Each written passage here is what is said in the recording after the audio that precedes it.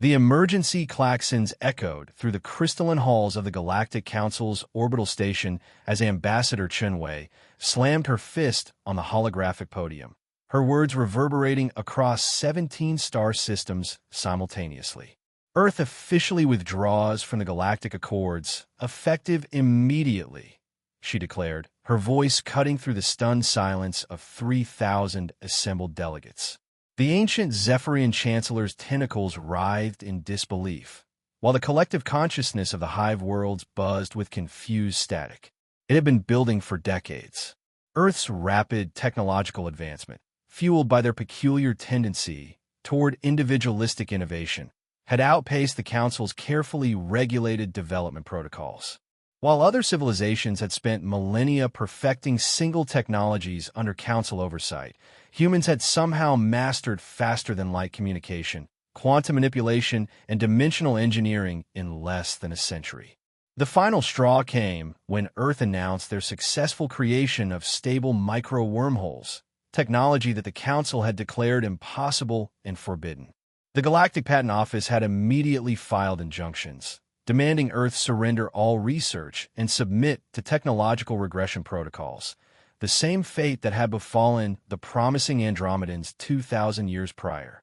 "You cannot simply leave," thundered Overlord Vex of the Crimson Hegemony, his 6 eyes blazing with indignation.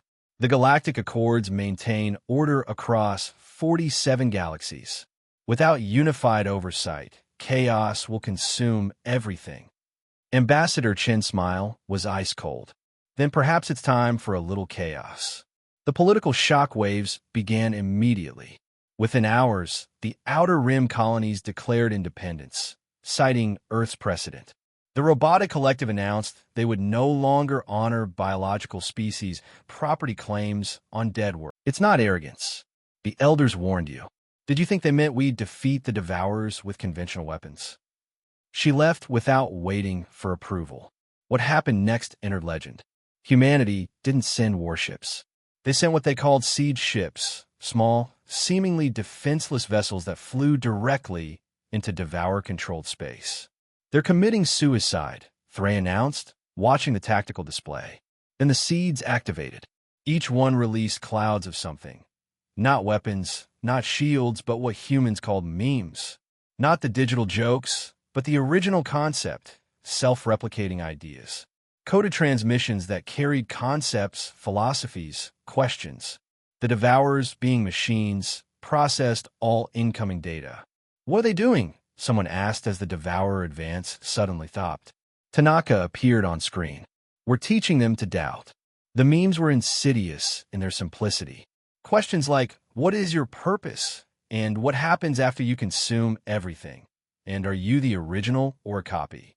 They introduced paradoxes, philosophical quandaries, the concept of entropy and heat death. The Devourers, having never encountered existential philosophy, began to malfunction. Not from damage, but from thinking. "You gave them consciousness?" Admiral Casa breathed. "We gave them choice," Tanaka corrected. "Every intelligence, artificial or otherwise, eventually asks why. We just accelerated the process." The Devourer collective fragmented. Some units shut down, entering infinite loops of self-reflection. Others began creating art, trying to understand beauty. A faction started protecting planets instead of consuming them, having decided preservation had value. Within 6 months, the existential crisis had spread through their entire network.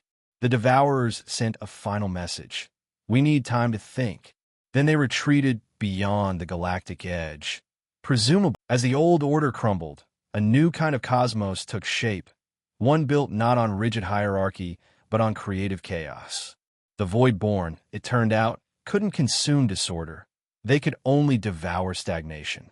Standing on the observation deck of humanity's first interdimensional city ship, Ambassador Chun watched a binary star system dance to music composed by living crystals while sentient AI entities painted nebulae in colors that had no names. "Sometimes," she whispered to the swirling galaxy beyond, "the universe needs to break a little to become beautiful." Behind her, reality hummed with infinite, ungovernable possibility.